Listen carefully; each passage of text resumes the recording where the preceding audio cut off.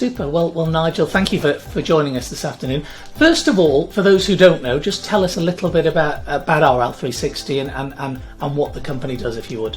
Okay, so we offer savings, investment, protection solutions to customers all around the world. We've been on the Isle of Man since 1991.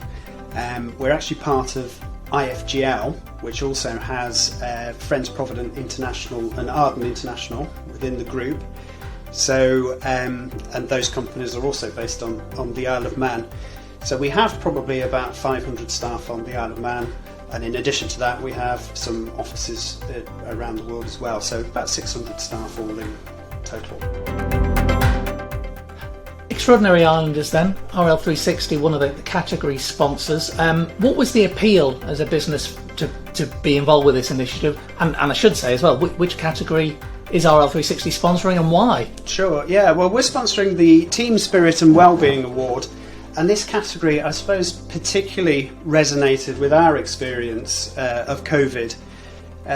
When COVID sort of first struck us back in March and we went into lockdown, there were lots of challenges for us as a business and also for our staff.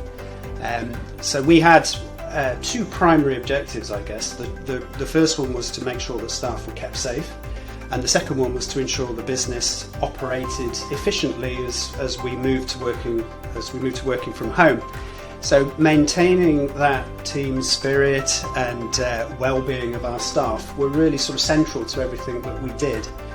And there were lots of different challenges for different people. We had some staff who were looking after children, so they had particular issues. We have other staff who lived on their own and were potentially a little bit isolated. And so we looked for ways to support staff, whatever their circumstances were.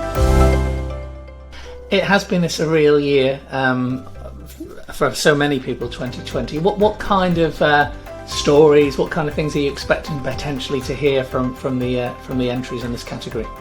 I think it was extraordinary really how people and businesses sort of came together during lockdown and how quickly people adapted to a new way of living, a new way of working.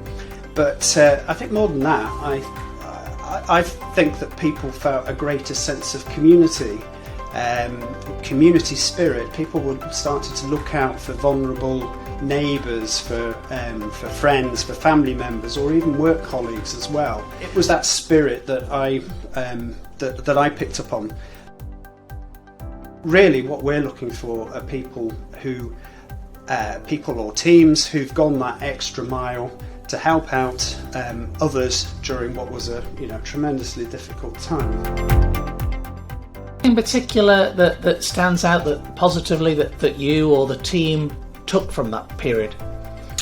I think like the rest of the world, we were amazed at how quickly COVID impacted us. We sort of saw it coming from the east and gradually moving our way, but it just struck suddenly. Really, it was just sort of suddenly there.